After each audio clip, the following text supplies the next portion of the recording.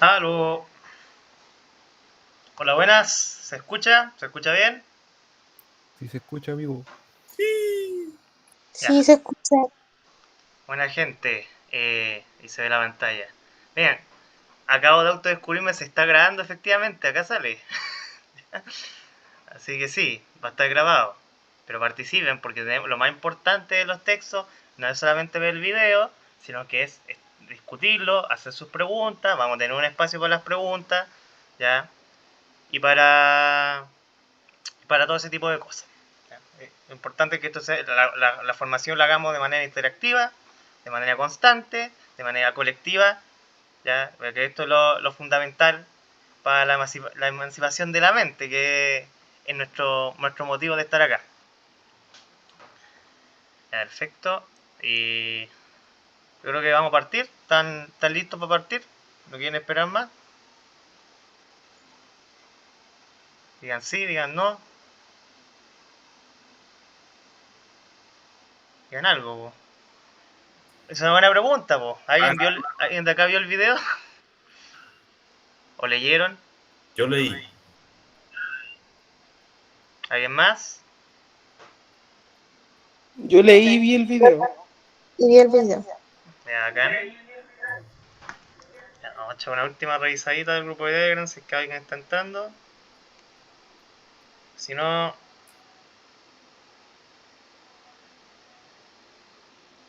ya listo. Las redes sociales, todo en orden. Podemos partir. Ya, ya. Está entrando. Si no, nada.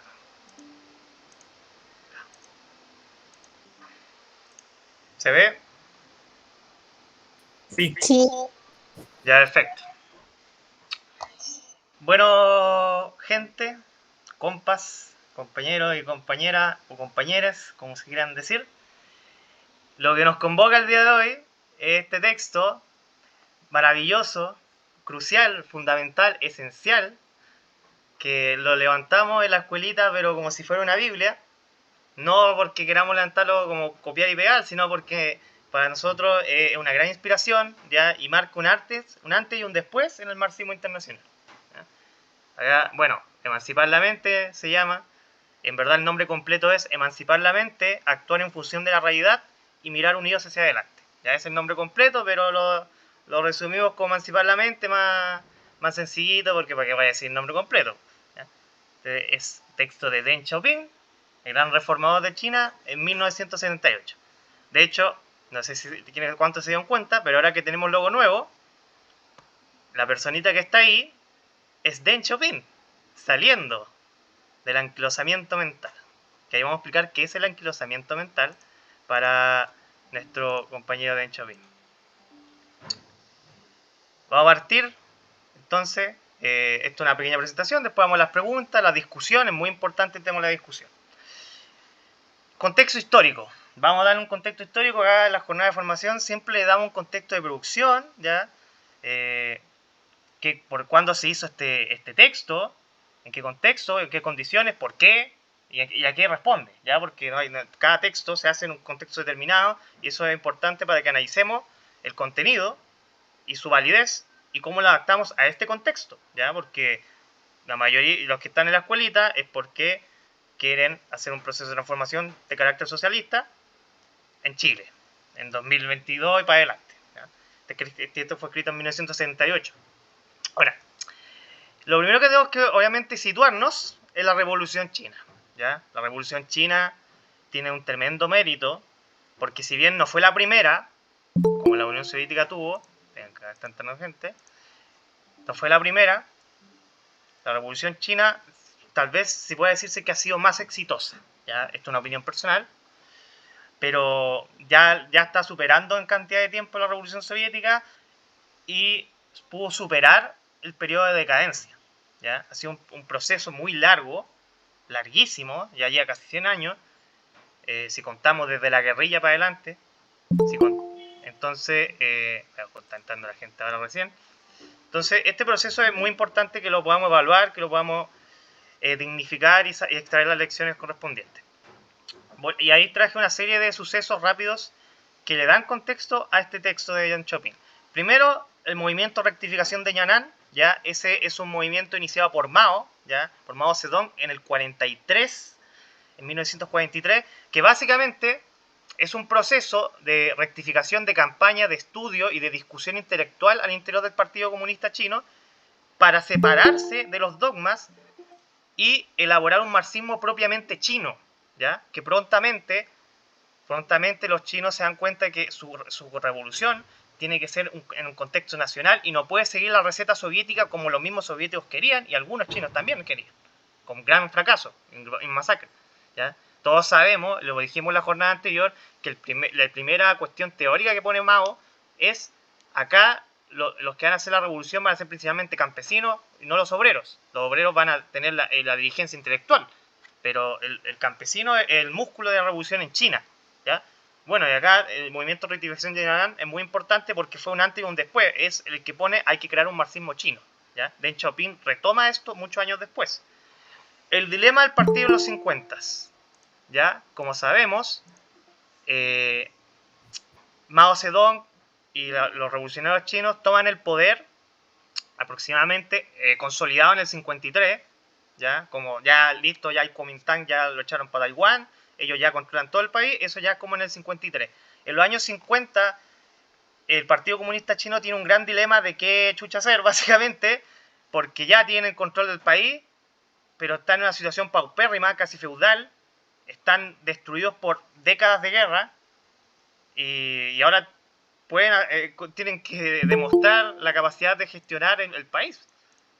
Entonces hay un dilema muy importante, hay una discusión que principalmente se divide en dos alas. El ala de la reforma, ¿ya?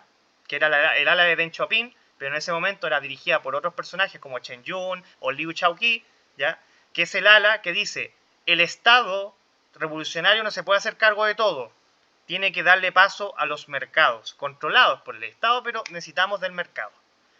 Y por el otro lado, el ala que sale triunfante de este dilema de los 50 es el ala maoísta, que plantea que el Estado va a ser complementado con campañas morales y movilización de masas, con trabajo voluntario o trabajo forzado también, que a través de la moral revolucionaria, a través del sacrificio personal y colectivo, vaya mejorando las capacidades productivas de China. Ese es el ala que sale triunfante. No obstante, en el 56 tenemos la campaña de las 100 flores, ¿ya? ¿A qué se refiere esto? Fue un proceso que inició Mao para generar una crítica a nivel país del partido, de lo que está haciendo el partido. Porque hay distintos proyectos en los años 50. Algunos están usando los mercados, otros están llevando la línea maoísta y hay distintos experimentos. Entonces Mao dice ya, ¿saben qué? Que se abran 100 flores y se abran 100 escuelas. Esa es la frase, ¿ya? Como la metáfora, que es una metáfora china bien antigua, el tema de las 100 escuelas, para que hagan crítica. Y al partido le empiezan a llegar cartas y cartas y cartas de las críticas que tienen, de lo que están haciendo.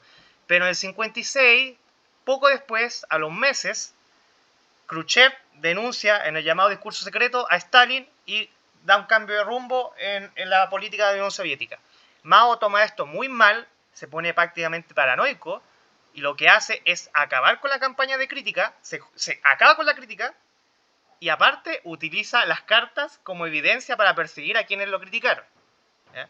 Es un proceso de decadencia de la Revolución China, que son momentos muy duros, que tuvieron momentos más duros todavía. El gran salto adelante en el 59, cuando Mao dice, ¿sabe qué? Nos faltan fuerzas productivas, lo vamos a hacer a través de trabajo voluntario, forzado, sacrificado y netamente con moral, con campañas políticas. No con más tecnología, no, con más pega nomás, con más pega dura.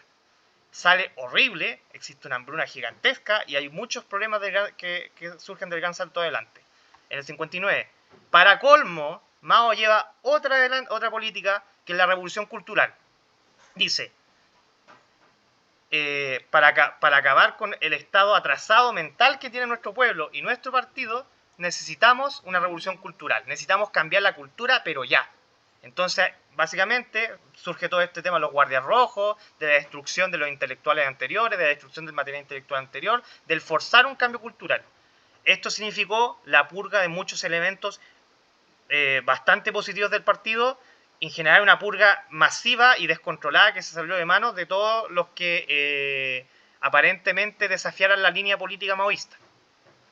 Mao ya después, en los 70, muere y es reemplazado por la Banda de los Cuatro. La Banda de los Cuatro, en nombre de Mao, pero muy alejados de los principios esenciales que en los 50 hicieron a Mao uno de los grandes de la historia, la llamada Banda de los Cuatro toma el control y continúa una línea ultra dogmática y ultra autoritaria en China. Esto tiene un golpe, una ruptura en el 1976. Acá hay un Tiananmen. Ahí me preguntaban por interno, ¿por qué Deng habla de Tiananmen? Siendo que Tiananmen, el incidente de la plaza en el 89. Lo que pasa que acá se refiere a otro incidente que pasó en el 76, donde fue una protesta de millones de chinos contra la Banda de los Cuatro, contra la revolución cultural, ¿ya? Entonces ahí Deng Xiaoping aprovecha ese proceso histórico, aprovecha que también tenía muy buenos contactos dentro del partido, para prácticamente tomarse el control del partido e inmediatamente, forzosamente, detener a la Banda de los Cuatro. Detenerla, ejecutarla básicamente, y acabar con ese maoísmo decadente y ultra radicalizado, y empezar con la llamada reforma y apertura, ¿ya? Que es ese proceso de transformaciones en China, tanto políticas como económicas, que han derivado en lo que es hoy, ¿ya? Y acá en este texto vamos a ver mucho el tema de las 4 modernizaciones. Las 4 modernizaciones básicamente es qué necesita modernizar China para ser una potencia socialista moderna, ¿ya? Agricultura, industria, ciencia y tecnología y defensa nacional. Que yo creo que todos sabemos que le ha ido bastante bien. Vamos a dividir esto en puntitos. Me voy a tomar un poquito de agua. Después ahí si tienen preguntas las dejan, las anotan. 1. Emancipar la mente como problema del presente. ¿A qué se refiere con emancipar la mente? ¿Ya? Porque esto es una cuestión interesante. Primero, para entender qué es emancipar la mente, tenemos que entender qué es el anquilosamiento mental, ¿ya? Que es el problema en el Partido Comunista, que dice que Deng que es el esencial, ¿ya? El que está pasando. Lo divide fundamentalmente en 4. Que habían áreas vedadas por la Banda de los Cuatro. Habían discusiones que estaban prohibidas en el partido, ¿ya? Básicamente está el militante socialista o comunista estaba bajo amenaza constante si es que cuestionaba ciertos temas, si es que reflexionaba sobre ciertos temas. Entonces el partido se acostumbró, estando por lo menos 20 años aguantando ese maoísmo dogmático y nefasto para el país. El centralismo democrático fue ultrajado. La Banda de los Cuatro y anteriormente otros nombres que la verdad no voy a decir porque son muchos y esto no es una clase de historiografía. El centralismo democrático fue ultrajado, porque el centralismo democrático, la gracia es que sea democrático, porque existe una deliberación y una reflexión de las bases, ¿ya? Y que existe una línea monolítica en el partido, pero tiene que haber una deliberación, una discusión, tiene que ser planteada.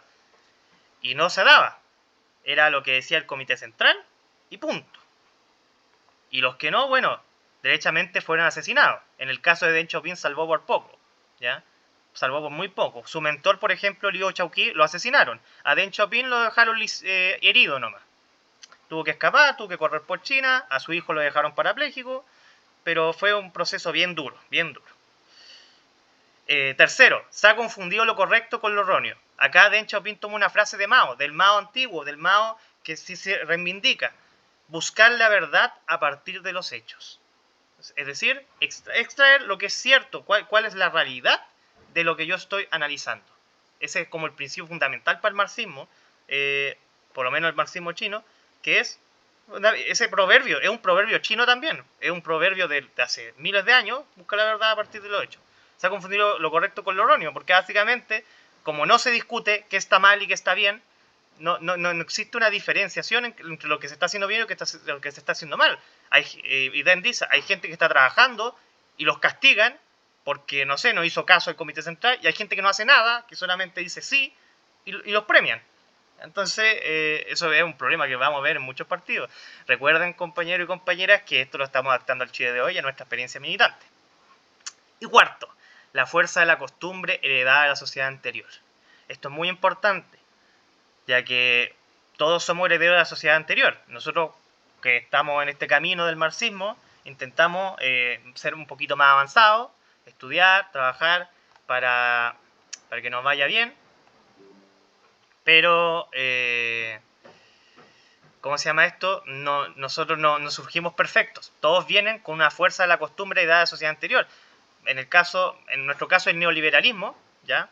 El neoliberalismo muy conformista, muy individualista, muy de ¿para qué me voy a forzar más? En el caso de Deng Xiaoping decía nuestra sociedad de carácter campesino, de pequeña producción, de vivir al día, de por sí nos trajo siendo conformistas. ¿Ya? Nos trajo viviendo la costumbre de no innovar, de siempre hacer lo mismo. Entonces, él también decía, tampoco es todo culpa de nosotros, sino que también hay una herencia de la sociedad que tenemos que vencer. Componente del anquilosamiento mental. Entonces, el anquilosamiento mental, este estado en el que la mente está perturbada, que está anquilosada, que está retrasada, que está paralizada, tiene bastantes componentes. Hay muchos más, yo estoy seguro que se nos van a ocurrir más, pero aquí hay unos cuantos que por lo menos puedo identificar de lo que dijo Deng. Convencionalismos preconcebidos. ¿Les sonará mucho? Sí. Que existen ciertas fórmulas o ciertos conceptos que se dan por hechos antes de. ¿Ya? Las cosas tienen que ser así. Ejemplo, en Chile, no lo estoy diciendo en China. Ejemplo, la revolución vacío sí con los sindicatos. Sin sindicatos, si nuestra pega no es netamente sindical, no hay revolución, por ejemplo. O el convencionalismo más típico, la revolución tiene que ser de carácter armado. ¿Ya? Ese es un convencionalismo preconcebido. En el caso del proyecto chino había un convencionalismo preconcebido también. Los convencionalismos maoístas, por ejemplo, por ejemplo, que tiene que haber un cambio cultural sí o sí en estos, no sé, 10 años. O por ejemplo, que el trabajo tiene que ser moral, tiene que ser de sacrificio y no con un incentivo económico. También un convencionalismo preconcebido. Confusión entre partido y gobierno. Básicamente, Deng dice, lo que quiere el partido no es necesariamente lo que tiene que hacer en el gobierno. Lo que pasa hoy en día. Tú puedes tener un plan trazado, los proyectos del partido, pero no necesariamente esa es la lógica del gobierno, porque el gobierno gobierna para todo el país. Y de hecho él dice, el Partido Comunista Chino intentó entrometerse en todos los ámbitos de la vida, hasta en la vida personal de las personas, y por eso, y al final empezó a antagonizar con las masas y empezó a llevar una línea errónea porque confundió lo que le gustaría al militante del partido con lo que tiene que hacer para poder gobernar y mantenerse el poder, que son cosas distintas. Esa es la diferencia entre el partido en revolución y el partido en gobierno. Confusión entre la dirección del partido y uniformidad de criterios. Por ahí alguien comentaba unidad de todos los criterios, camarada. Efectivamente, uno de los problemas que dice Deng Xiaoping es que se toma la dirección del partido como que básicamente la dirección dice ciertos criterios y esos son eternos, son universales, y básicamente lo que se salga de lo que dijo el comité central ya no vale. Entonces es una confusión. Hay una diferencia entre tener una dirección a la que tú ya dirige, articula, opera, y entre que la dirección define absolutamente todo lo que es verdad y lo que no es verdad. No existe reflexión y discusión. Dejarse llevar por la corriente, ya lo dijimos, que es muy común, y eso es algo que criticamos siempre, y que siempre vamos a decir que no lo hagan, que es ver que algo está mal y dejarse llevar nomás, pues, hacer ya, que pase nomás, que suceda, que dejarme estar y observar lo que está pasando y punto. La muerte de la discusión del partido y la ocultación de los errores. Básicamente, ¿qué es lo que dice Deng? Cuando no se discuten los errores, cuando no se reflexiona, cuando no se debate, incluso si tú tenías una opinión equivocada, si no eres capaz de discutirla y mostrarla, estás ocultando el error. Porque no lo transparenta, no lo llevas a la luz. Si no se discute, nunca vamos a encontrar los errores del partido. Y el culto de los libros, que básicamente se empezó a realizar un culto muy fuerte en el cual si estaba en el libro es cierto y si no está en el libro es mentira. Es algo que lo hemos visto mucho. ¿Ya? En el caso de China se dio con el libro rojo de Mao Zedong, ¿ya? Que es básicamente agarrar citas de Mao, veamos qué dijo Mao hace no sé 20 años, ya, esto se hace y listo. Que lo que dijiste no lo dijo Mao, entonces no se hace. Y hoy en día se sigue pasando ese fenómeno, ya con todo tipo de libros. En la izquierda, mi gente, cada uno agarra su libro de culto. ¿Ya? Muchos cuestionamos al mundo cristiano, pero en la izquierda se cae en lo mismo. Acá hay una cita. Actuar en base a la realidad. El debate actualmente en curso acerca de la práctica como único criterio para comprobar la verdad es en el fondo una polémica acerca de si hay que emancipar o no la mente. Su importancia se torna cada vez más visible a juzgar por la manera como se está desarrollando. El partido, país o nación que en todo parta de los libros, que tenga la mente anquilosada y que se deje inundar por toda clase de fetichismos, verá cerrado su camino de avance y truncada su vitalidad, y entonces tanto el partido como el país estarán condenados a la ruina. Básicamente lo que dice Deng Xiaoping acá es que emancipar la mente, es decir, sacarse estos dogmatismos, sacarse esta incapacidad de pensar creativamente la realidad y de actuar en función de la realidad, es casi una cuestión de vida o muerte, básicamente. ¿Ya? Tal como decía Lenin en 1922 con la NEP, que decía que la NEP funciona en una cuestión de vida o muerte. ¿Ya? En este caso lo mismo. Si emancipar la mente es una cuestión de vida o muerte, pero vida o muerte no en el sentido individual, en algunos casos sí incluso, pero a nivel para el partido y para el país. Si es que nosotros, militantes, no emancipamos la mente, estamos llevando a nuestro partido y a nuestro país a la ruina. Cuarto, la democracia para emancipar la mente. Bueno, Deng Xiaoping hace mucho énfasis en el componente democrático de la revolución o del proceso transformador. Básicamente, el centralismo democrático no puede prescindir de lo democrático ni tampoco lo disciplinar. ¿A qué se refiere con lo democrático? Que se debatan las cuestiones, que se reflexionen los problemas, que se lleven adelante todos esos debates y se hagan elecciones internas para ver cuál va a ser la línea del partido. No significa que se vota absolutamente todo, no es asambleísmo, ¿ya? Pero para Deng el componente democrático es el componente deliberativo, de hacer el debate, ¿ya? De hacer las discusiones. Y también tiene que haber disciplina, por supuesto. Ya hay que cuidar al partido, no hay que dar información de más, pero a la interna, democracia. No se debe usar la coerción, sino la discusión, la reflexión, la crítica y el convencimiento genuino. ¿Ya? Básicamente, el imponer una línea en el partido a través de la coerción, es decir, usted sigue esta línea o lo echamos, o usted sigue esta línea o lo aislamos, o usted tiene que seguir esta línea porque lo digo yo, son elementos nefastos para cualquier organización revolucionaria. En caso de lo que dice Deng, no. Incluso si tenemos la línea correcta, esa no es la forma, ¿ya? Porque uno puede tener mucha razón y decirle a todos, esta es la verdad, pero tú no le enseñaste a pensar, tú dijiste síganme. Entonces, no estáis dándole la capacidad para emancipar la mente y en un tiempo más se va a notar esa deficiencia. Tercero, el partido jamás debe antagonizar a las masas. El partido no puede imponer sus visiones a las masas, ¿ya? Como dice Deng acá, las masas, el pueblo puede tener opiniones acertadas o pueden tener opiniones erróneas. Puede tener opiniones muy erradas, pero esto nunca se puede atender a través de la coerción o a través del ataque. Tiene que ser siempre desde la conciencia política, desde el trabajo educativo de largo plazo, desde la discusión, desde la enseñanza pedagógica, etcétera, etcétera. Así se tratan las opiniones de las masas, no de otra manera. ¿Ya? Yo creo que todos saben perfectamente que acá siempre cuestionamos a ese grupito progre que todavía sigue hueveando al pueblo porque votó rechazo. Eso es pésimo y Deng Xiaoping lo condenaría inmediatamente. Ese es solo uno ejemplo de tanto. Ustedes sabrán que hay muchos sectores de ultra que desprecian las concepciones populares, ya sea a propósito o sin saberlo. Se debe garantizar la certeza jurídica en el país y el respeto a los estatutos en el partido. Básicamente, para que el partido funcione, y para que el país funcione, y para que el pueblo esté en condiciones, tienen que haber reglas claras. Ya tiene que haber un buen código penal, tiene que estar bien clarito cuáles son las sanciones, tiene que estar bien clarito cuáles son las reglas por las cuales operamos, cuál es el sistema democrático, y en interna tiene que haber un estatuto respetado por todos. Tiene que haber un funcionamiento orgánico, tiene que haber un derechos y deberes, tiene que haber reglas claras para que esta cuestión funcione. Eso es parte fundamental de la democracia para Deng Xiaoping. En todo ámbito. Y eso de todo ámbito lo van a ver que no solamente en el ámbito político. Porque para Deng Xiaoping la política y la economía, como para todo marxista, van de la mano. La democracia económica. ¿Ya? Abajito es un póster donde Deng Xiaoping hace una visita a Shenzhen, ¿ya?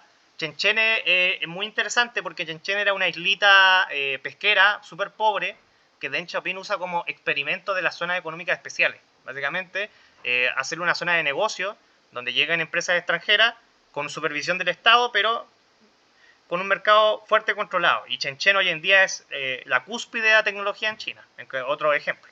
Pero Shenzhen es como el gran símbolo de la reforma y la apertura. Un puertito pesquero artesanal, súper pobre y miserable, que no tiene electricidad, que se transforma en una potencia tecnológica a nivel de, ¿cómo se llama?, de Silicon Valley, o más.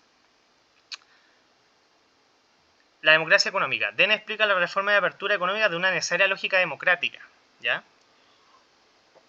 ¿Por qué? Porque en el maoísmo dogmático existía una excesiva centralización. Así, esto típico, que todo lo controla el Estado, siendo que ni siquiera hay fuerzas productivas ni capacidad para controlarlo. Entonces Deng dice, no, hay que darle iniciativa al Estado también, pero también a las autoridades locales, a las empresas y a los trabajadores. Debe velarse por la iniciativa creativa de cada sector económico, ¿ya? Las empresas, incluso las empresas privadas, pueden aportar con su innovación, con la competencia.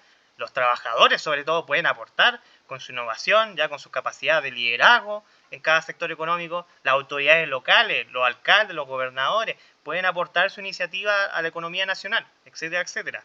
Eso es parte de la democracia económica para Deng. Que también para él la democracia económica es también una sana competencia, ¿ya? Es la capacidad de tener iniciativa, la capacidad de hacer proyectos colectivos y al mismo tiempo también la capacidad de competir, porque como es la democracia, también existe una competencia a quién le va mejor en la elección, en este caso a quién le va mejor económicamente. Buena gestión política y buena gestión económica van de la mano, como dijimos. Ahí ya estamos casi terminando. Interés material. Otra cita. Eso de renunciar a ganar más a pesar del mayor trabajo realizado y de pasar por alto los intereses materiales puede ser aceptable para un pequeño número de elementos avanzados, pero no para las amplias masas. Y puede ser aplicable por cierto periodo de tiempo, pero no a largo plazo. Es muy precioso el espíritu revolucionario, sin el cual no habría acción revolucionaria. Sin embargo, la revolución nace sobre la base de los intereses materiales y sería idealismo limitarse al espíritu de sacrificio prescindiendo de los intereses materiales. Como dice Deng Xiaoping, todos los procesos de cambio son fundamentalmente por intereses económicos, ¿ya? No, como en el maoísmo dogmático sucedía que se esperaba que los trabajadores trabajaran más y produjeran más por mero convencimiento moral y político, así como por la gran causa. Y eso funcionó pésimo. También se intentó, por ejemplo, en Cuba con el Che Guevara y el proceso del sistema de presupuestario y financiamiento. También funcionó pésimo. Deng Xiaoping le dice, nosotros hacemos la revolución por intereses materiales. Está bien que tengamos un espíritu revolucionario y algunos lo van a tener, pero no todos. No le podemos exigir eso a todos. Tampoco a las empresas. No podemos hacer que las empresas funcionen netamente por convencimiento moral. ¿Ah? Entonces, ahí Deng Xiaoping pone un acento, un cambio fundamental dentro del proceso chino. O sea, que sigue entrando gente. Y después vamos a leer el comentario. Ya, mirada hacia adelante. Básicamente, esto es un proceso hacia adelante, hay que ir adelante para vencer el anquilosamiento mental. ¿Y qué incluye ir adelante? Luchar contra el burocratismo, aprender a manejar la economía, es decir, aprender de quienes sepan, ya no vamos a inventar la rueda. Hay países más avanzados que nosotros, los cuales podemos sacar técnicas y adaptarlas a nuestro país. Tomar las técnicas más avanzadas, científicas, de gestión, etcétera, etcétera. Luchar contra el excesivo burocratismo, con la ralentización de los procesos. Y dice Deng, tanto el partido como la economía se evalúan bajo un criterio muy similar. Es decir, al partido también le tenéis que evaluar la gestión. Si innova, si es productivo, si logra los resultados, si tiene utilidades, si tiene efecto en el bienestar colectivo. Es muy parecido. La gestión económica tiene que ser tan perfecta, por así decirlo, nunca va a ser perfecta, pero me refiero tan buena como la gestión económica, ¿ya? Tanto la gestión económica como partido tiene que ser una buena gestión, innovadora, productiva y en base a resultados y eficiencia. Lo que es nominalmente responsabilidad colectiva, dice Deng, resulta en la práctica algo equivalente a la responsabilidad de nadie. ¿A qué se refiere esto? Que pasa mucho y pasaba en el proceso chino, que cuando se dice que esto es responsabilidad de todos, ¿ya? Cuando se dice todos estamos trabajando en esto, como dice el dicho, mal de muchos es mal de tontos, ¿ya? Porque o excusa de tontos, básicamente. Porque cuando dices esto es un problema de todos, pero tú no te comprometes a resolver ese problema, en la práctica se deja estar y no se resuelve el problema. Por eso es importante el cuadro. Por eso es importante el militante con la mente emancipada, el militante que discute, que reflexiona, que es creativo, que tiene iniciativa, que esperamos salgan muchos de esta escuela, porque de esa forma se resuelve el problema, porque alguien se tiene que hacer cargo del problema. Así como Deng Xiaoping dice, tenemos que tener un sistema de responsabilidad, tanto en el partido como en la economía. ¿Y eso qué significa? Que hay que aumentar las atribuciones del personal de gestión. El compadre que está a cargo de una tarea tiene que tener todas las capacidades de cumplir esa tarea. No tiene que estar preguntando a cada rato, oye, ¿puedo hacer esto? Pues no, tiene que tener ciertas capacidades para poder hacer la tarea. Tenemos que saber seleccionar a la gente y confiarle cargo y responsabilidades según sus capacidades. No porque es mi amigo, no porque es leal, porque ha estado, no sé, 30 años en el partido. No, en base a que tenga la capacidad para poder hacer esa tarea bien. Verificar rigurosamente el trabajo y ser justo en las recompensas y las sanciones, tanto en economía como en política. Se premia el buen trabajo y se castiga el trabajo que de verdad se hace mal. Se tiene que ser bien riguroso en eso, en evaluar y controlar esto se está haciendo bien, se está haciendo mal, que se puede mejorar y que no. Como dice Deng, otra cita, en una palabra, es menester crear todos los frentes, en todos los frentes un ambiente de emulación. ¿A qué se refiere a emulación? Básicamente es lo que se llama, es como el equivalente socialista a la competencia. Básicamente, en vez de querer cagarme al otro o destruirlo, lo que quiero es ser mejor que él por el bien colectivo, ¿cachai? Estoy compitiendo en base a una proyección colectiva, pero para que me haya positivamente. Y eso es bueno para mí también porque voy a tener una recompensa, pero también es bueno para el país. De aspiración al progreso y de enérgica superación. Y con esta cita terminamos. Emancipar la mente es una tarea constante en el futuro. En el curso de la materialización de las 4 modernizaciones han de presentarse inevitablemente numerosas circunstancias y problemas nuevos que nos serán desconocidos y que no habremos previsto. Problemas como estos no tardarán en presentarse y debemos tener el ánimo bien preparado para afrontarlos. Siempre que confiemos en las masas, sigamos la línea de las masas y le expliquemos con claridad la verdad de las cosas y las dificultades, todo problema, cualquiera que sea, podrá ser resuelto y todo obstáculo podrá ser superado. Con esta es una de las palabras de cierre de Deng Xiaoping en su texto de Emancipar la mente, un desafío que tomamos todos y todas en esta escuela de farmacia. Ahora vamos a dar paso a lo que es la discusión, básicamente. Conclusión, después si hay palabras que quiera agregar, después las voy a agregar. Primero yo creo que hay que hacer la discusión. Pongo acá unas preguntas como para motivar, para provocar la discusión. Y yo sé que también van a tener otras preguntas ustedes y dudas de cualquier tipo o comentarios y opiniones que quieran dar. Los motivo a que lo hagan, porque si no voy a dar palabras, se los aviso de antemano. Porque esto si vamos a emancipar la mente, se motiva la reflexión, pues se motiva el debate. Entonces ahí pongo unas preguntas de provocación. ¿Qué ejemplos de anquilosamiento mental vemos en Chile hoy? ¿Qué ejemplos de anquilosamiento mental podemos identificar en nuestra propia experiencia? Porque acá nadie surgió acá haciendo un cuadro, o sea, todos venimos con anquilosamientos mentales. Yo puedo dar cualquier ejemplo también. Entonces yo también, incluso en estos momentos quizás también tengo varios anquilosamientos mentales. ¿Y cómo podemos emancipar la mente en estos ejemplos? ¿Ya? ¿Cuál es la respuesta a ese anquilosamiento en Chile o en mi experiencia? Un método, una forma, una respuesta, una enseñanza. Con eso, compañeros, compañeras y compañeres, doy finalizada la exposición y pasamos a la etapa de discusión. Ya, voy a dejarme sentar. Preguntas, dudas, comentarios. Matías, adelante. Hola, Doftin. Antes que todo, agradecerte. Todo muy claro, muy conciso, así al hueso. Y con respecto a las preguntas, yo creo que en Chile, por lo menos esto es una opinión, lo podemos ver de los dos lados. Podemos ver a los ultrones que solamente se puede llevar las cosas a rajatabla y como ellos creen que tienen que ser.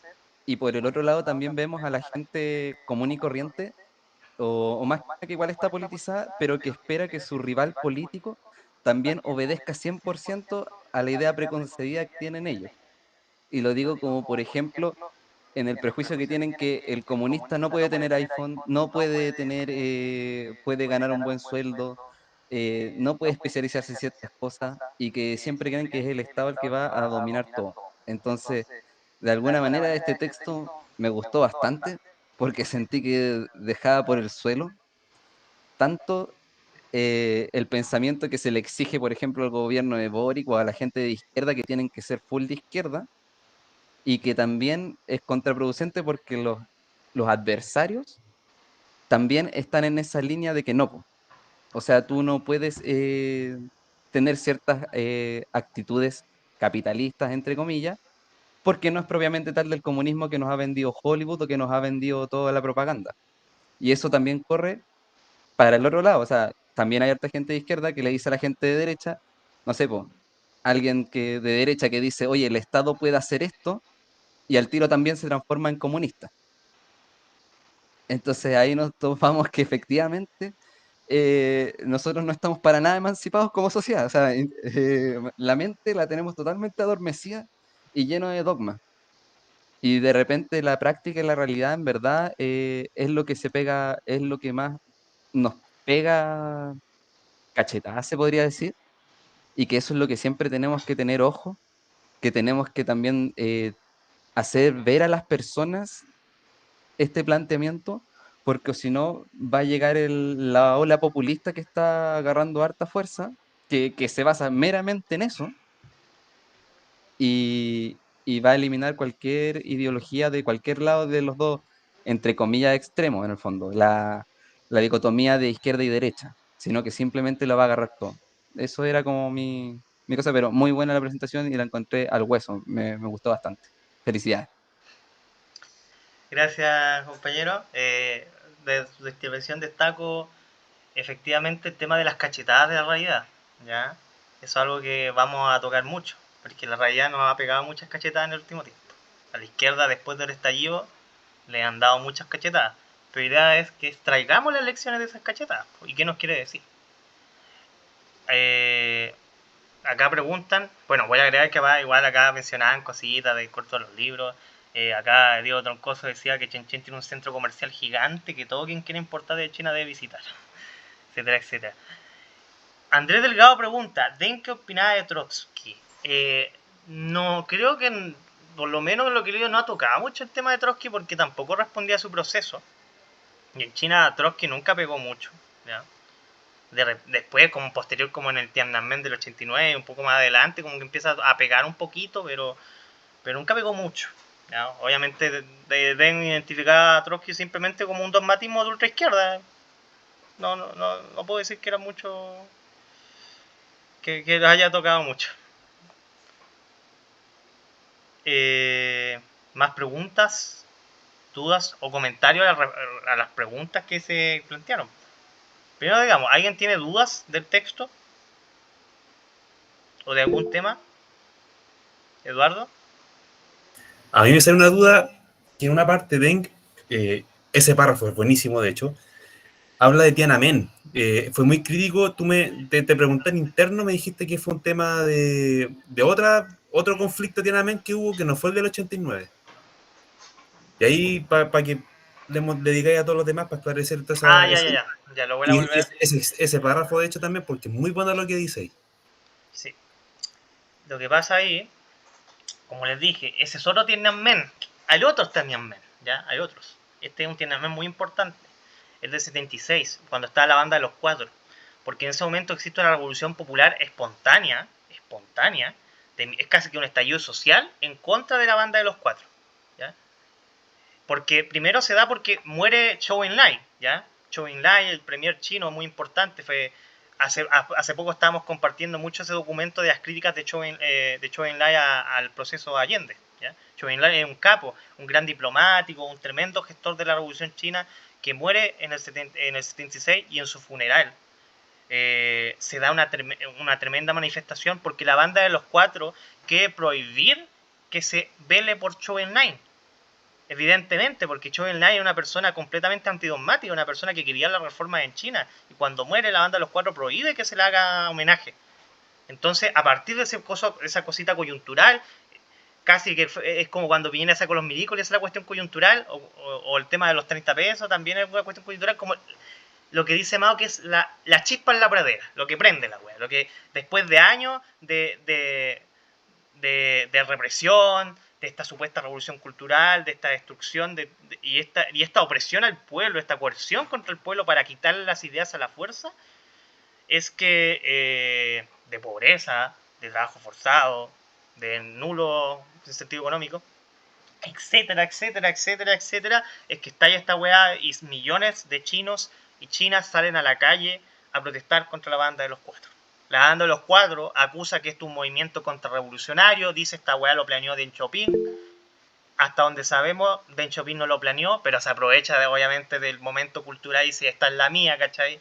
Acá ahora voy a tener el apoyo popular para sacar a estos hueones de la banda de los Cuatro. Entonces Deng Xiaoping aprovecha el momento histórico y aparte los buenos contactos que tenía en la dirección del partido y también que era amigo del jefe de seguridad de Mao. Ahora tenemos que acá Mao ya está muerto.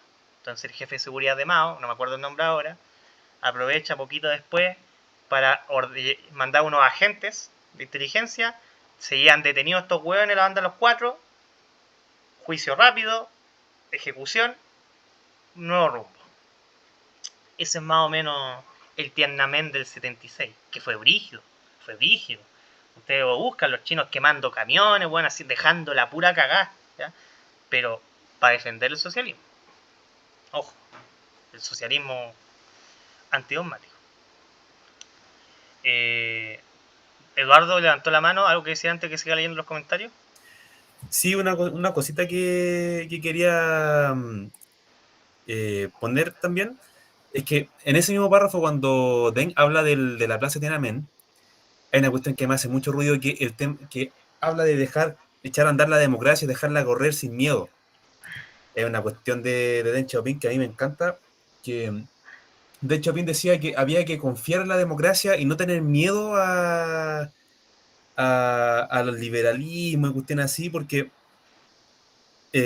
a la hora de que uno empieza a reprimir y empieza por eso yo mencionaba los buenos criterios, eh, que es cuando el partido empieza a aplicar el enquilecimiento mental de forma sistemática, no solamente ya en el partido, sino ya en las mismas masas. Entonces, Deng hace hincapié en que una de las cosas importantes para la emancipación mental, de hecho el capítulo 2 del discurso se llama La democracia, condición importante para la emancipación mental. Es esto, dejar que la gente opine, dejar que la gente busque soluciones, aplicar el pensamiento crítico ya no solamente dentro del partido, sino en las masas completas. De hecho, por eso me gusta tanto Deng Xiaoping, porque él entró al poder, hizo lo que tenía que hacer, dejó un código penal en condiciones, echó adelante las 4 modernizaciones, la reforma económica, y se fue. Hizo lo que tenía que hacer y se fue, no se apernó en el poder. Eso es una lección que hay que sacar de este compadre. Exactamente, pues Deng estuvo unos cuantos años nomás, como 5 años, y después se retiró. Dijo, ya estoy viejo. De hecho, uno de sus últimos discursos diciendo los cuadros jóvenes tienen que tomar la batuta. Exactamente, bueno, ahí dice, me tengo que retirar, amigos, que la vaya bien, Alejandro. Ahí, de hecho, bien claro, dice que hay que echar la democracia a andar, porque si nosotros no legitimamos nuestro proyecto democráticamente, es decir, con apoyo de las masas, nuestro proyecto vale callampa y va a terminar cayendo. Al final, el mayor peligro para la revolución es que el mismo pueblo no quiera la revolución. O sea, eso es muy importante y eso también funciona en el partido. Acá dice, bueno, Diego Troncoso dice, hubieron pocos trotskistas cuando se fundó el Partido Comunista Chino, no fueron purgados, fueron la mayoría asesinados por el Kuomintang. Más adelante con el tiempo se autopurgaron, ya que el PSH tuvo cercanías con Stalin y lo reconocen como heredero de Lenin a diferencia de Trotsky. Richard Troncoso dice, ¿cuáles son los límites a no contraponerse a las masas? ¿Al límite en que el partido puede diferenciarse del gobierno? Ya, es una pregunta. ¿Cuáles son los límites a no contraponerse a las masas? Nosotros obviamente no hacemos... Es que esa diferencia entre seguidismo de masas y trabajar por las masas. Seguidismo de masas es que yo literalmente haga solamente lo que me dice la masa. Ya como yo le pregunto, básicamente, caricatura, le pregunto a la señora Juanita, no sé, hay que sacar a los milicos, ya, por poner una wea, y yo hago eso. No es eso. Pero tengo que tomar siempre en cuenta qué es lo que quiere, ¿cachai? No puedo llegar y decir, no, es que yo acá le tengo el programa revolucionario, compañero, camarada, yo tengo el programa revolucionario, esto es lo que tengo que hacer. Es una estupidez, ¿ya? Y uno nunca ataca a las masas, ¿no? Nunca ataca sus concepciones. Le puedes discutir estas cosas con mucho respeto, pero nunca las atacas, ¿ya? ¿sí? Y ese es como el límite, ese es como el criterio, ¿cachai? El criterio es, ¿la masa va a aceptar la propuesta que yo les tengo? Y eso es una cuestión muy compleja, ¿ya? Porque depende también de cada caso. Te sale bonita la balada, camarada, amigo. Ya, al límite que el partido puede diferenciarse, lo que el partido puede diferenciarse del gobierno, yo creo que depende de las condiciones. Ya depende de la correlación de fuerza, depende del sentido común que tiene el partido en el pueblo, básicamente. ¿Qué tanto se ha fusionado? Es un proceso muy largo que no se puede forzar. En tanto, porque hay procesos en el que el partido es más presente, en los que es menos presente. Hay procesos en que el partido es más legítimo, es menos legítimo. La línea del partido, etcétera, etcétera. Schoenlein propuso la política de reforma de apertura que más adelante en Chopin materializó. Sí, fue Schoenlein, Liu Shaoqi, Chen Yun, varios proponían, era un ala del partido, el ala de la reforma, ¿ya? Que en los 50 ya estaba planteando cómo salir de la crisis posguerra. Y pudieron hacer algunos proyectos, pero después Mao les corta la ala y va el gran salto adelante y queda la cagada. Samuel dice, guardando las diferencias que existen entre procesos, considerando que existe una línea de la NEP de Lenin en Mao, previo a la ruptura sino-soviética, y que es retomada por Deng en su contexto histórico. Tal que podemos plantear un continuo de la teoría de transición del socialismo. Hay una parte que no entendí la pregunta al principio. Creo que estás retomando como que existe un continuo, ¿cachai? Como que la NEP... A Samuel, ¿me puedes explicar la pregunta? Que es como si existe un continuo entre la NEP de Lenin y lo que... después Mao y después Deng. ¿Esa es la pregunta? Samuel, ¿está ahí? Está escribiendo, tal vez no.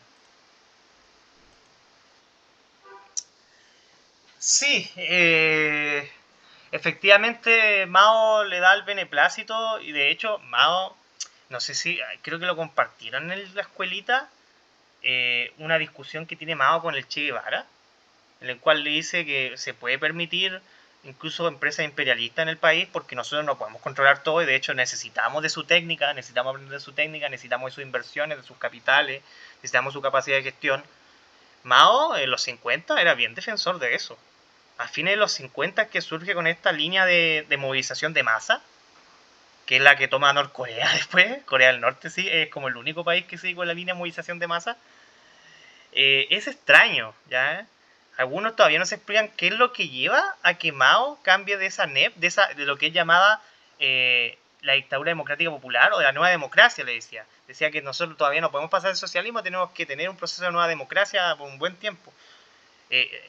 No se sabe bien. Por lo menos, una de las cosas que hacen que Mao se radicalice de esa manera es el abandono de Stalin por Khrushchev. Pero no creo que se explique solamente en eso. Ya yo creo que hay otras cosas. Es un tema de estudiar. Pero efectivamente existe un continuum entre Lenin. De hecho, yo metería a Bukharin entre medio. Porque Deng estudia mucho a Bukharin. Porque como que Bukharin retoma a Lenin. Entonces sabemos Bukharin lo asesinan, lo matan. Se continúa la línea de Stalin. Mao retoma esa línea. Después la cambia. Por algún motivo. Y Deng Xiaoping la continúa.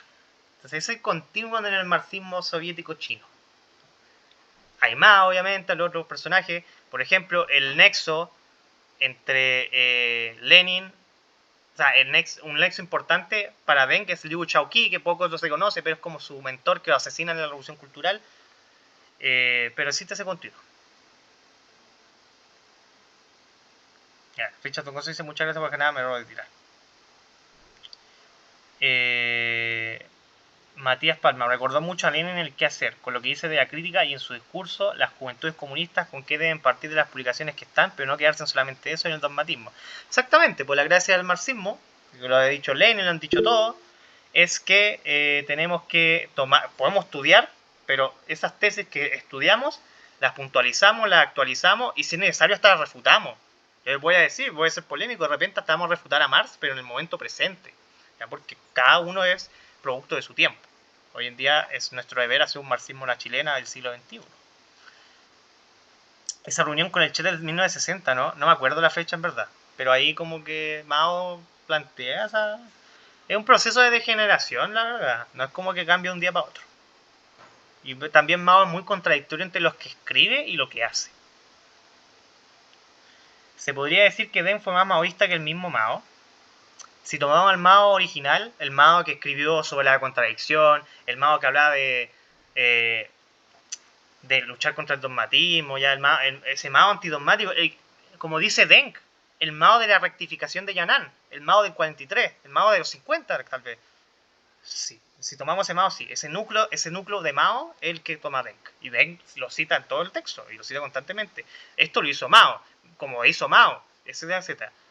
Ahora, también le dice algo crítica, dice, porque en el texto también hay una parte donde dice, no podemos pedir a nuestros líderes que sean infalibles, ya también fallan.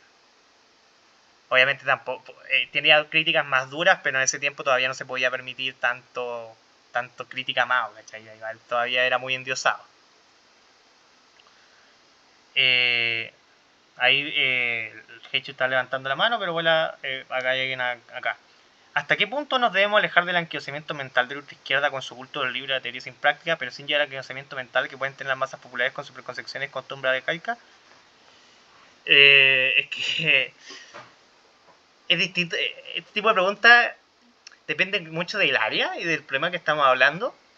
No es como esta la escala, mucho o poco. Yo de primero diría, mientras más nos alejemos del anquilosamiento mental de la izquierda, mejor. Pero es que por eso uno tiene que entender, emancipar la mente no es yo dejo este set de ideas, yo dejo este catálogo para reemplazarlo por otro catálogo. Porque el pueblo también tiene un catálogo, ¿ya? Es un catálogo ideológico que viene del sistema. No es que yo reemplazo un catálogo por otro catálogo, es que yo empiezo a dejar el criterio moral, el criterio del libro, el criterio de dogmatismo, y empiezo a discutir, a reflexionar y a analizar qué está pasando en mi realidad presente. ¿Qué puedo hacer? ¿Qué puedo no hacer? ¿Qué puedo hacer con la correlación de fuerza? ¿Qué está bien? ¿Cuál es la verdad, como dice Deng? ¿Ya? ¿Cuál es lo concreto, lo práctico? Entonces, no vamos a decir, reemplacen estas ideas y tomen estas otras. Ese no es el propósito. El propósito es, iniciemos la discusión de cuáles son las ideas que tenemos que tomar. ¿Ya? Eso es emancipar la mente. No es, ustedes sigan lo que yo estoy diciendo, ya si yo les propongo algo, por ejemplo. No vean al pitonizo, véanme a mí. No es eso. Es que no dependan de lo que diga yo, lo que diga este o lo que diga el otro, sino que piense, discuta, reflexione y lleguemos a tesis con datos, ya, tesis de la realidad. Como dice Deng Xiaoping, la práctica es la fuente fundamental de la verdad. Para probar el conocimiento está la práctica. Hecho. La palabra, por favor. Hola, ¿se escucha bien?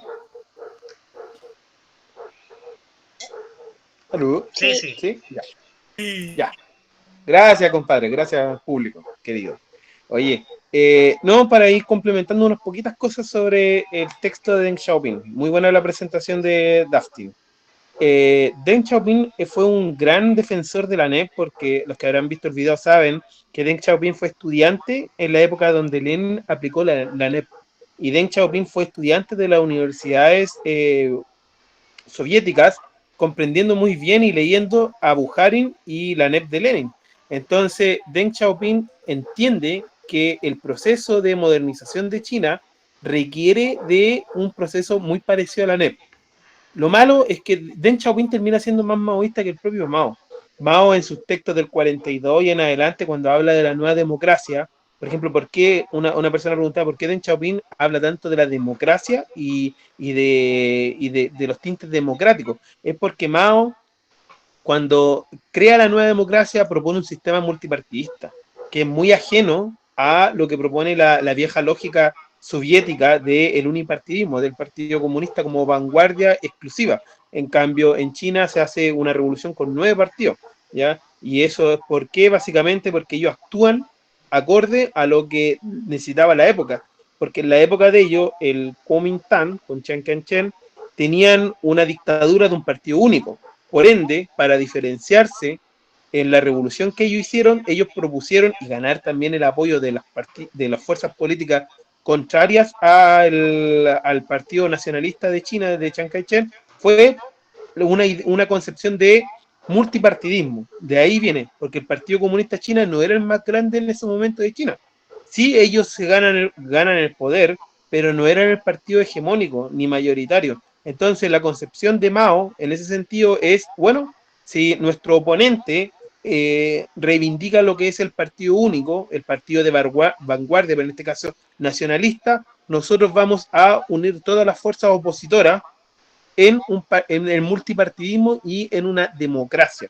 En una democracia, una salida democrática que nunca la tuvo China, más como occidente de una, podríamos decir lo que se conoce ahora como una socialdemocracia, pero más controlada por el Partido Comunista de China. Y lo que hace Deng Xiaoping es tratar de reivindicar esos procesos democráticos sin tenerle miedo a la opinión de las personas.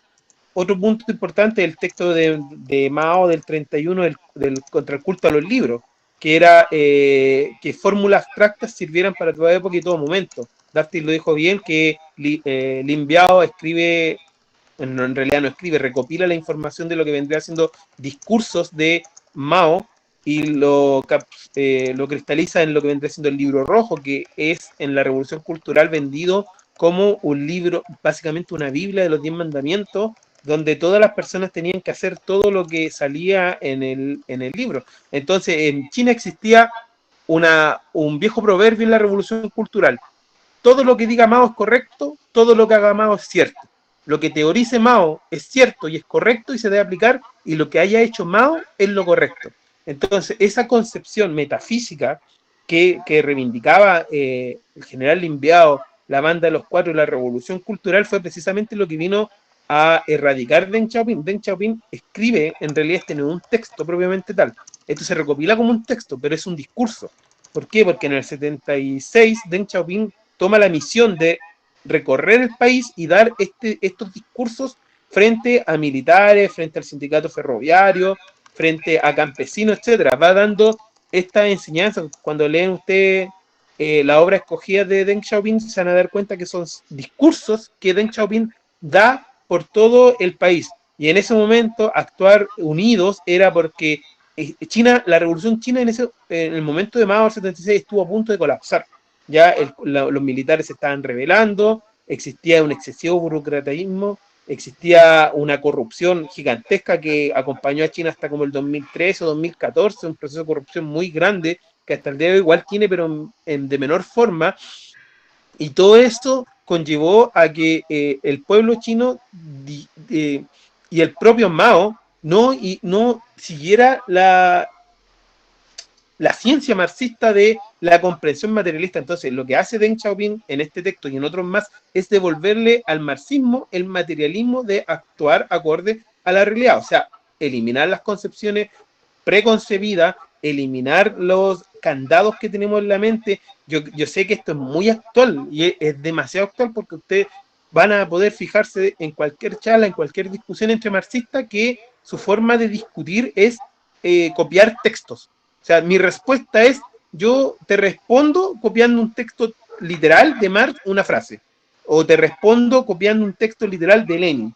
Y son concepciones ultra dogmáticas y ultra sectarias que se deben ir erradicando. Procesos como que debe ser tal cosa así o tal cosa así sin estudiar.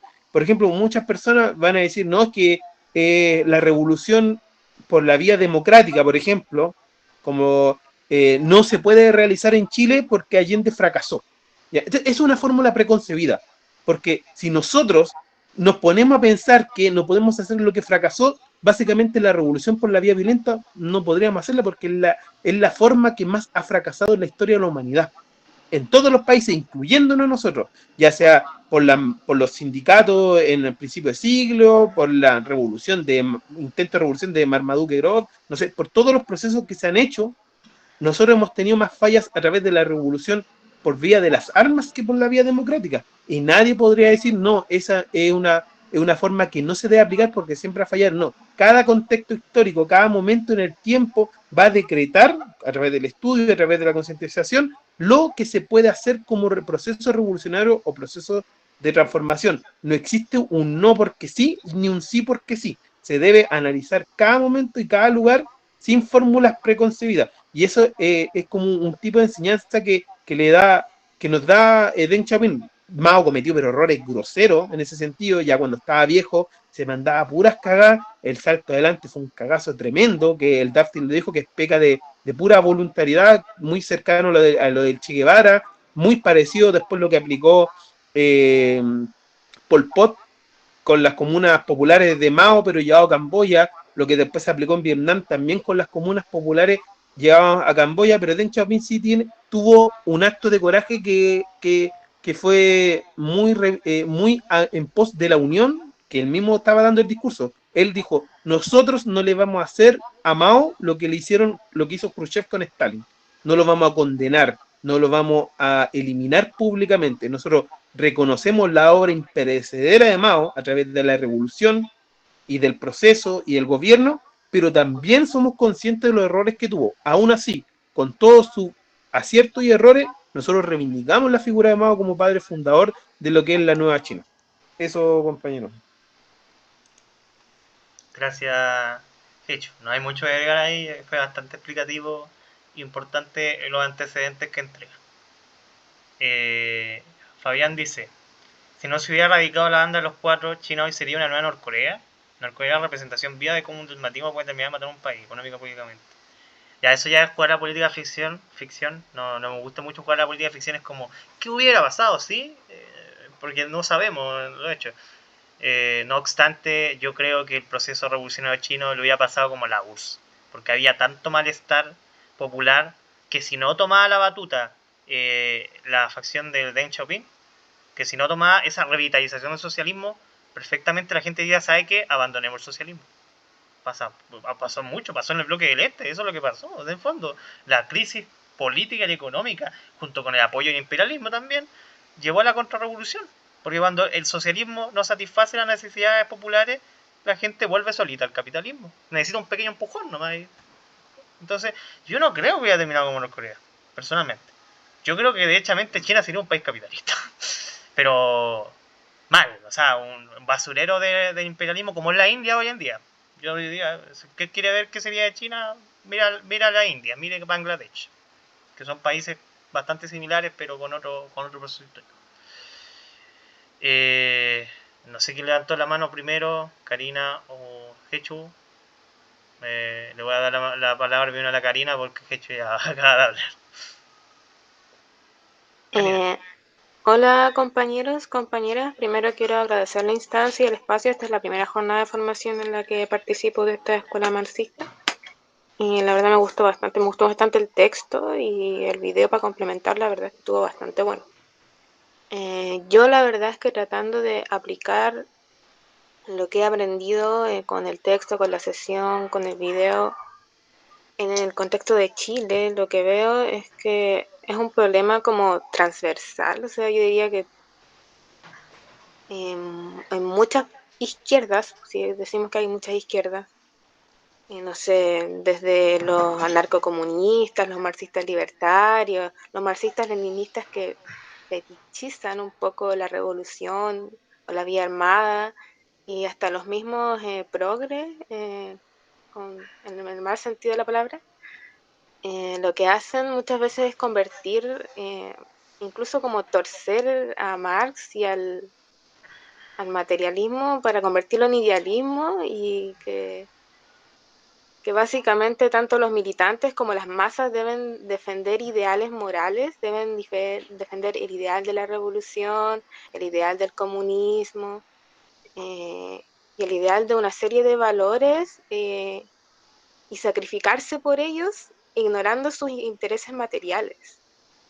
Y claro, esto es como algo que, lo que decía Ben, que no le podemos pedir a las masas ese espíritu de sacrificio, y el partido no puede ignorar las necesidades materiales, los intereses materiales de las personas, porque finalmente eso es lo que moviliza a las personas. Y si decimos que somos materialistas dialécticos, no podemos estar cayendo como casi como hacer una religión del marxismo, considerar todo como una Biblia y decir que las personas se tienen que sacrificar, porque al final nosotros no estamos luchando para que las personas se tengan que sacrificar, estamos luchando para que vivan mejor. Y encuentro que la ultra muchas veces pierde la visión de eso y cree que hay que luchar por el comunismo, aunque nos bloqueen todos los países y que la cagada básicamente y la gente viva como las weas. Y no piensa como en las consecuencias de lo que de verdad va a tener en la vida de las personas y que al final eso nos va a quitar apoyo popular y la verdad no va a servir para nada porque no va a cumplir el objetivo que teníamos inicialmente. Eso. Gracias, compañera. Les traigo la palabra que yo creo que esa es una de las misiones de la escuela de formación que tenemos. El gestar una izquierda económica, ¿ya? Una izquierda que ve por los intereses materiales, no una izquierda moral. Tenemos moral también, obviamente, pero al final lo que nosotros queremos, como bien dijo, es que la gente vivir mejor, que la economía ande bien, y que esté al servicio de las mayorías. Así que muy importante lo que dijo. Hechu, que estaba levantando la mano, no, dígame. Ya, de nuevo, perdón. Mira, una de las cosas en el texto que es muy bueno, que es que no se debe criticar a las masas, no se debe castigar a las masas por sus concepciones, porque básicamente las masas se crean en un tipo y un estilo de vida que las va formando, y eso los marxistas lo sabemos bien, el tema de la estructura y la superestructura. Uno de los pecados mortales que tiene la izquierda aquí en Chile es el tema de rotear, del facho pobre, de estar más, querer ir más rápido de lo que está el pensamiento de las personas, o tener un pensamiento muy diferente y querer aplicarlo a la fuerza a las personas y juzgarlas por ese tipo de pensamiento. Aquí en Chile es doloroso, pero nosotros tenemos que hacer el examen que nuestras personas, nuestro pueblo, es obvio porque viene de la raíz del neoliberalismo, es machista, es individualista, es egoísta, no sé, es homofóbica, transfóbica, póngale el epíteto que usted quiera, y va a ser así. Ahora, nuestra forma de lucha y nuestra forma de organización va a ser excluir a ese tipo de personas o condenarlas de golpe y catalogarlas de prácticamente fascistas y de que es enemigo número uno y toda la cuestión. Bueno, si ese es el pensamiento, que es la forma de pensar de muchos ultraizquierdistas, básicamente nunca vamos a conseguir un proceso de cambio porque nuestro pueblo es así y eso no va a cambiar hasta que cambien las condiciones materiales. Y nosotros, como marxistas, somos los que nos tenemos que adaptar. Es imposible que nuestro pueblo se adapte a nuestro pensamiento, porque básicamente ellos son formados y criados igual que nosotros, pero por lo menos nosotros nos vamos dando cuenta a través del tiempo, son formados y criados por un sistema hegemónico dominante.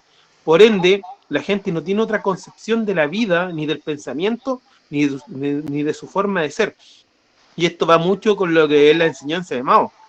Como dijo Daftin, la Unión Soviética y la Comintern tenía una forma de hacer la revolución que era a través del proletariado, porque Marx y todo eso.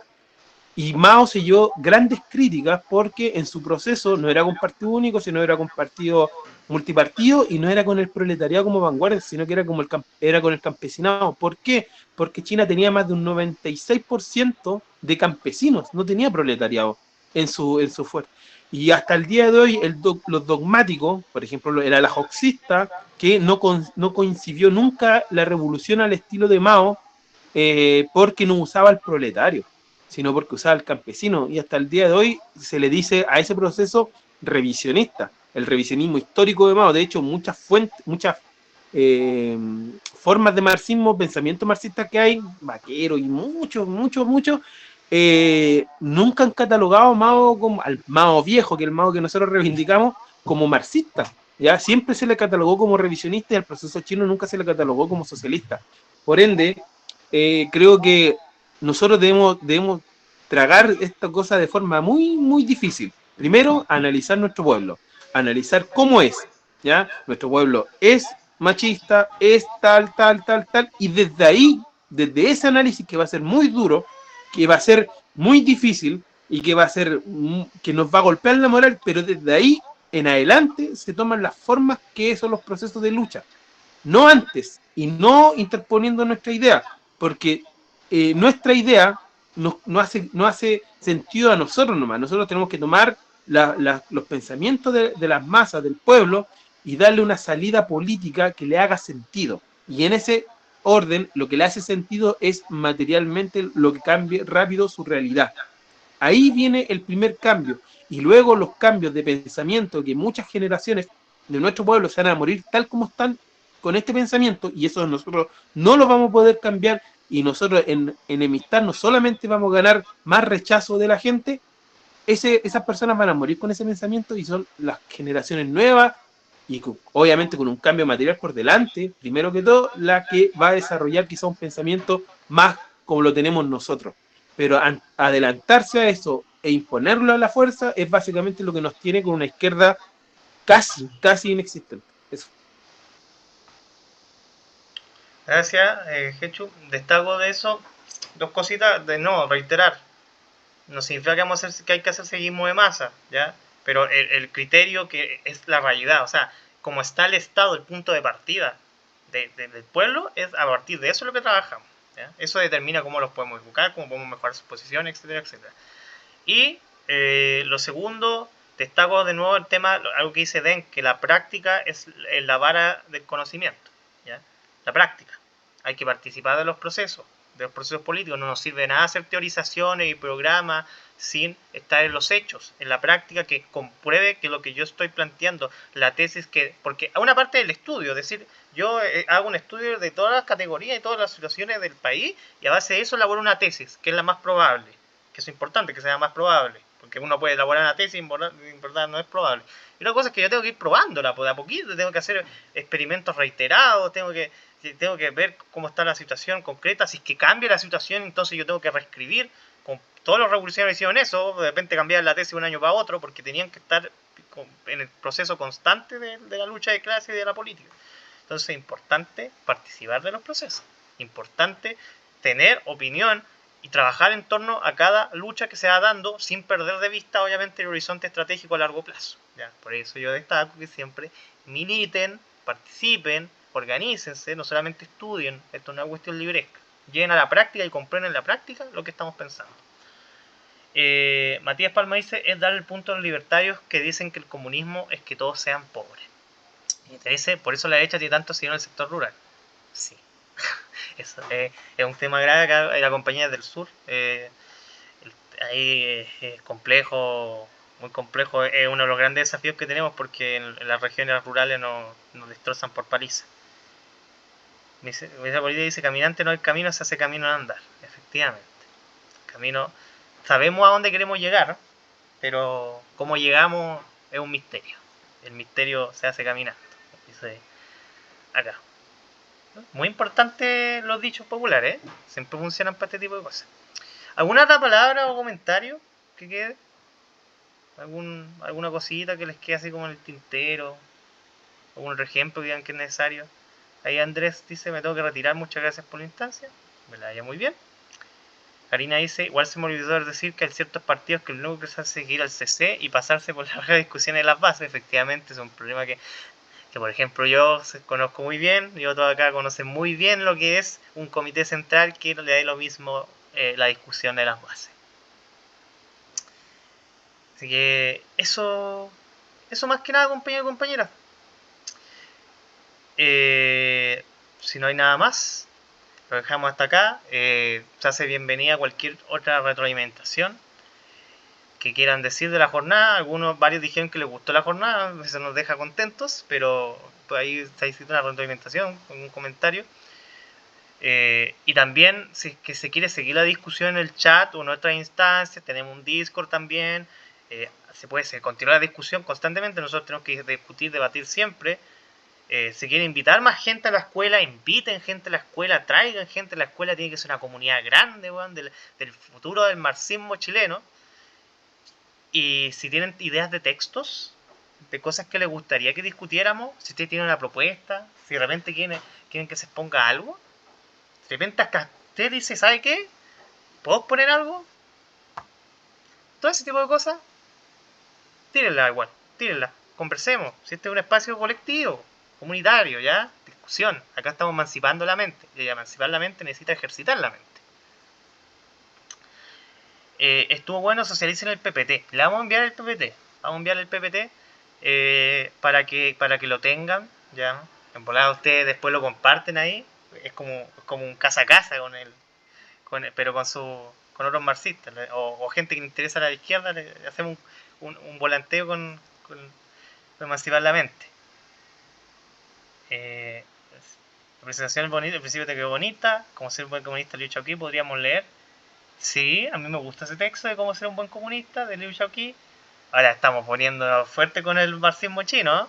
Yo les diría, igual, es una opción, pero discutamos. Tiren propuestas en el chat, porque acá se van a perder. Yo no puedo guardar el chat de acá. Hola, quedó grabada la jornada. Vamos a probar que no haya habido ningún problema. Por lo visto sí se grabó. Sí, todo está bien. Ahí después la vamos a comprobar para ver cómo la resubimos. La jornada, muchas gracias. Reforma antes del fascismo. Entonces, ya el resto ya de show. Bueno, eso mi gente. Compañeros, compañeras, compañeros, muchas gracias por venir. Un tremendo abrazo y seguimos trabajando para emancipar la mente. Nos vemos. Muy buenas noches. Chao, gracias, amigo.